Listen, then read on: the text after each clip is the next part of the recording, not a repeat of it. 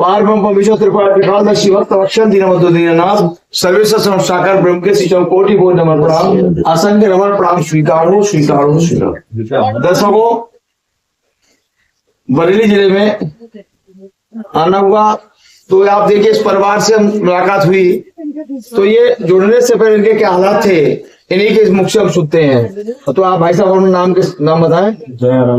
दयाराम जी, आप नारायण सागर दरबार आने से पहले आपके क्या हालात थे? चरणों में हम नहीं जुड़े थे साहब, हम रोटी को मोहता थे और अपने बच्चों को पन्नी तान के रहते थे।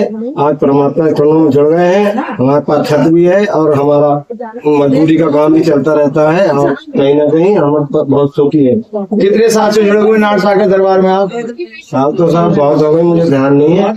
तो पहले झोपड़ी नहीं थी आपके पास करने के लिए? झोपड़ी के पन्नी तान के बच्चों को बारिश से बचाते थे। अच्छा, उससे पहले इतनी दिक्कत में आप थे? इतनी दिक्कत में सुबह खा लेते तो शाम को नहीं था, कभी दवाई के लिए पैसे नहीं थे, कभी कुछ के लिए बहुत इलाज चलता था साहब। आपस में लड़ाई झगड़ा भी? बहुत लड़ाई, कपड़े भी फाड़ देते थे साहब, हम खाना फेंक देते थे, बर्तन फोड़ देते थे, बहुत नुकसान करते थे। और अब हम जब से चरणों में जुड़े हैं, हमारी आत्मा बिल्कुल चरणों में परमात्मा के जुड़ गई है, तब से हमारा कोई मतलब नुकसान करने का कोई मन नहीं होता। खान पान कैसा था आपका? खान पान बताते रहे साहब, सुबह को खाते तो शाम को नहीं होता था, काम ही नहीं मिलता था।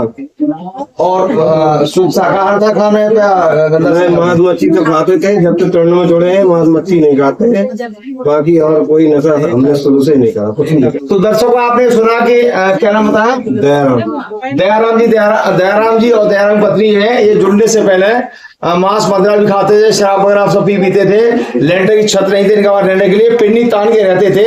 आज ये ना दारू पीते थे ना बिस्किट कुछ नहीं पीते थे, खाली मीट खाते थे।